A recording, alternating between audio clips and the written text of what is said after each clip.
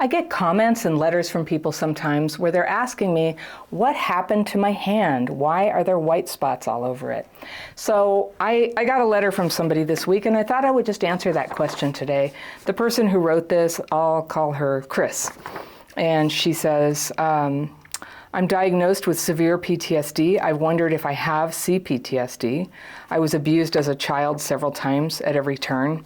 I just can't believe how much you speak about many things I didn't know other people have too. Thank you so much. I ended up getting vitiligo and was wondering if it's connected with CPTSD. I was wondering if you could speak to your own experiences with the vitiligo, as I see you also have it. I look forward to hearing about it if you're okay talking about it. I am. Okay, Chris. So this started turning up in my 20s, and I have a sister who also has it. And here's what I know about it. It's an autoimmune disease, and it is often triggered by stress, coupled with a genetic component. And the fact that my sister has it, I know that we both grew up in a very stressful household, and we have the same genes. So I think it was in our family. But I have noticed in my lifetime that it advanced quite a bit at times when I was under the deepest stress. And the other time that it really advanced was when I was pregnant. Just a lot of things in my body just kind of went wonky when I was pregnant. I had healthy pregnancies, but that happened. And at first, it wasn't really anything I thought about. I didn't realize anything was happening. But gradually, like if you can see, the pigment on the tips of my fingers is all gone. And it's on this hand too, but something interesting happened maybe 15 years ago. I burned the back of my hand on the oven, and it burned all the way, I don't know, a second-degree burn or something. And when it grew back, I had almost no vitiligo, and now it's gradually coming back. So I talked to the doctor, like, can you do something? And she said, yes, you can, but it's a pretty complicated treatment. And because I'm so light-skinned, I just decided I'm not going to pursue it, that I can live with it pretty comfortably. It's kind of like a giraffe pattern all over my body, maybe, I don't know, 10% of my body. But one place that a lot of people don't realize is it's almost on my entire face. I have a couple brown patches here, and I wear sunscreen all the time just because on my skin it looks, funny to have big brown patches, like I'm wearing brown blush or something down here. But I try not to worry about it too much. And, it shows up, I think I have it there probably. It tends to be on both sides. So yeah, it's on my feet. It's all kinds of crazy places. And honestly, I just don't think about it. And I think the people in my life don't think about it either. And I think if I were a model or something, I would worry about it. I had a video production company, and I had to step in as talent once in a video that was about physical therapy. And they were filming me doing physical therapy exercises, and they were like, what is all over your hands?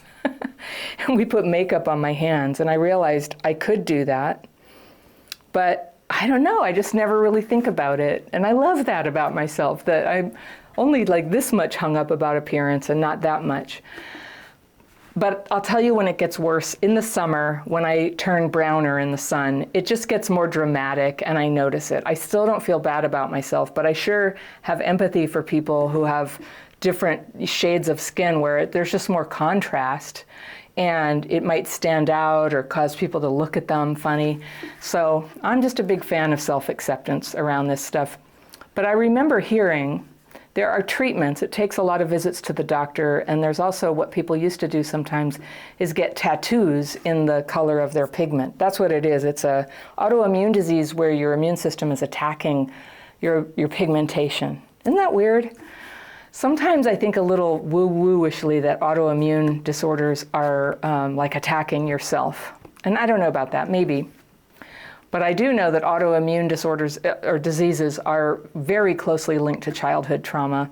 And I've done a little research, and it's not 100% clear, but they do know that all autoimmune disorders are closely correlated with the amount of childhood trauma that's happened. If using the ACE score, the average childhood experiences, it's a very rough, crude score of like how traumatized were you as a kid.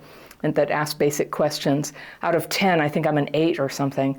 And like what that predicts, or there's a probability there, a much higher probability. It says with every point on the ACE scale, it increases the probability of an autoimmune disorder 20%. Wow, that's a lot. So with me at 8, I don't know, that's like infinity. That I worry about. I also have Graves' disease, and that showed up, I don't know, 5 years ago. And I suddenly got really sick, and my thyroid was working fine, but I guess in my pituitary, where the thyroid stimulating hormone is made, it was like just making, and that runs your metabolism. And my heart rate, my resting heart rate was like 165 one day. And I went to the emergency room, and they figured out really quickly what it was, and I was able to get that treated with radioactive iodine. And I take full replacement every day. I take a pill, thyroid pill, to replace that, and my body runs fine. I'm quite happy with how that turned out. But now that I have 2 autoimmune disorders that we know about, my insurance went up, because I guess there's an increased probability that I would get another one. And some other autoimmune things are like diabetes, lupus, MS, rheumatoid arthritis. And in my family, I have 2 aunts who have multiple sclerosis, and my dad died of amyotrophic lateral sclerosis, which they used to think wasn't related, but now they think maybe it is. Maybe there's a genetic component. So, given that we were traumatized, given that we have autoimmune disorders, what can we do? Some people, you know, if you look online, like vitiligo, some people recommend supplements, things like that. My most important go-to thing is to try not to be stressed, just to try not to be stressed. I think the most important thing I can do to like not make a space in my life for disease is to eat really healthy, to get sleep, and to not get stressed. And to do that, I use my daily practice. I mean, I used to be so stressed in my 20s. I can't believe that like this is the worst that happened as a result of that. Well, actually thyroid, this is also, it's triggered by stress and cigarettes. And I used to smoke, as many of you know. So I think trying to reduce stress, trying to have gentleness and love in your life, and to be connected, to get your sleep, to eat well, and then also I think like self-hatred and shame are really, really unhealthy. That's my gut instinct about it. And so what I want to leave you with after this video, if you're interested, is I have here a guided relaxation on releasing shame. And I have that right here, and I'll see you very soon.